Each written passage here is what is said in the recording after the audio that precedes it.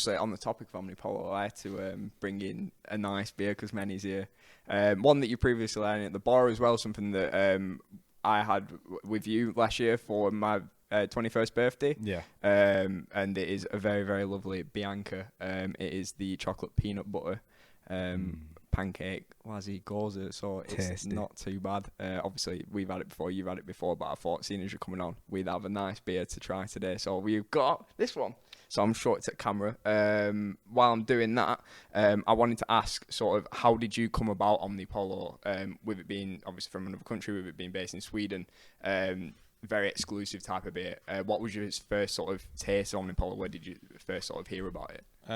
So when I decided that I was going to try and get more into beer, I don't know whether you want me to talk about my forays into discovering beer. I suppose my little Instagram live thing that I've been doing for the bar, I talk about the people's beer origin stories. And that's actually a question I've got on here, because one of the main topics on your Instagram lives is sort of like what the brewery's like sort of personnel, what their origin story was. So I wanted to ask you what your origin story was. That was actually going to be a question. So I'll cover it now, because we might as well. We might as well two birds with one stone. Kill two birds with one stone. We might as well preempting you, and I've not even seen him. No. So yeah.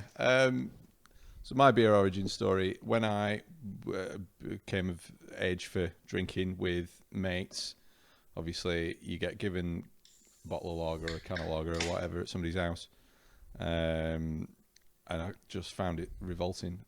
Just didn't warm cans of Carl in the summer, being aged about 16, 17. It's a British staple, that. It is, but it tastes actively bad. I honestly, still to this day, I don't know how anybody just drinks it on purpose. So I couldn't understand what people enjoyed about terrible beer. And a mate's dad got me onto Boddington's, which I found a lot more palatable. It was smooth flow, so it was a lot easier to drink. Didn't gas you up the same. I can't say I've got super excited about it or anything. It wasn't.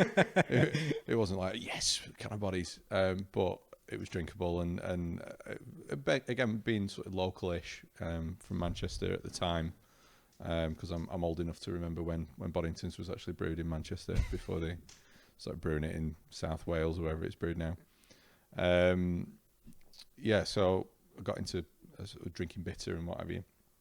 So then, when we were old enough to go and buy beer, you'd nip to Asda on a Friday, Saturday night before you were going out, get some cans to stick in the fridge.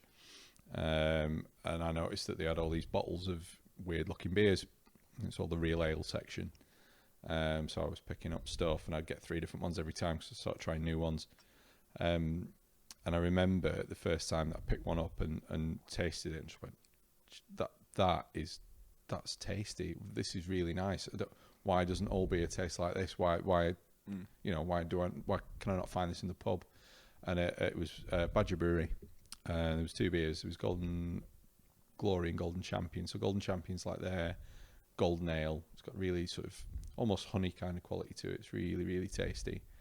And then Golden Glory, which is brewed with peach blossom. So it gives this beautiful peachy flavour. It smells like peaches. Taste, obviously with the hops and everything else, a little bit more bitter, but it just blew my mind. And then from there on, I was like, well, if beer can taste like this, these can't be the only beers that are interesting or tasty. So every time I saw a new beer that I'd never had before, I thought, well, I'll try that, try and find out what it is. And then going abroad, I've been to Munich on a couple of stag do's. We went to Oktoberfest one year, so drinking lager that didn't taste like it'd been filtered through a 25-year-old ashtray or whatever. That was an experience, trying Weiss beer for the first time and those kind of beers, and then going to Bruges and trying all the Belgian stuff, and it just opened up this whole new thing. So Omnipollo was quite late on, really, and again I come across Buxton Brewery doing the collaboration with Omnipollo, doing a set of their ice cream series beers, and I bought, there was a mixed case,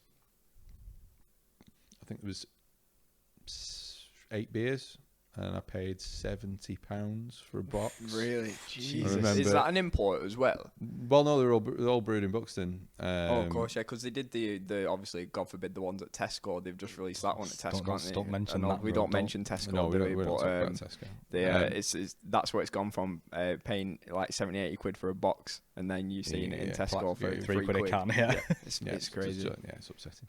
No, but part of the reason it's 70 quid a can is the 70 quid for the box of mixed stuff was the ingredients, the process involved, and all the rest of it.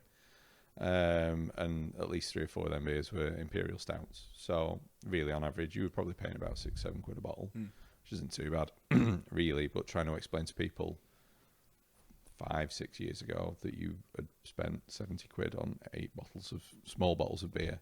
Yeah, it's like £1.70 for a shit pint. Yeah. Well, people were just, why would you even do that? I was trying to explain, like, there's one called Rocky Road Imperial Stout, and it tastes like Rocky Road. It's a beautiful, sweet, sickly, delicious thing. Yeah. But then that tasting box was like, right, I need more of this, because all of these beers taste amazing. So then hunting down Omnipollo, getting into Manchester, finding places that sold it. I remember going to an event at the Pilcrow where they had it on draft and doing the soft serve and all the rest of it. So we mentioned on an episode the other day, we were saying sort of like you being one of the sort of only stockists in the northwest, from what I can within see, an hour's drive, within an hour's drive, like that realistically stocks it. Like when I've done a couple of shifts at Tap, there was a woman that came in. And she was like, "Oh, I've literally just like been driving around, and I saw that you were selling Omnipollo on your Untapped, so I just came in and wanted to get some Omnipollo." But that's the sort of gravity it has. Like it brings people in because people want to try this beer, because it's getting to a point now where it's like, is that even beer? Like you expect beer to be, even if you're thinking about IPAs or anything like that, you expect it to be like that, and then you come to Omnipollos and it's another worldly experience. It's something that, like, pouring that then and smelling it and tasting it, it's like it just makes you feel happy, doesn't it? Like it makes you feel good. I'm just an absolute slut for Bianca's. I mentioned the other week I prefer the Tefnut. I much prefer the Tefnut. I think the Tefnut is way better than the Bianca, but the Bianca is still lovely. It depends on the Tefnut. I mean, when I first opened the bar, I mean, the whole concept for the bar was, after going to Bruges in particular, trying all the beers in the relaxed sort of cafe atmosphere. Nobody was being a knobhead. There was no, football wasn't on the TV, and people weren't shouting and were doing karaoke. Have you never thought about doing karaoke at the bar? I'd rather jab myself in the eye with a fork. No. What's your favourite karaoke song, Meni? No. If you had to choose a song and you had to go up and perform it as karaoke, what would it be? If I've ever been incredibly pissed enough to do karaoke, which has happened on maybe a couple of occasions, I tend to do The Bad Touch by the Bloodhound Gang. Gold by Spandau Ballet. I'm familiar with it.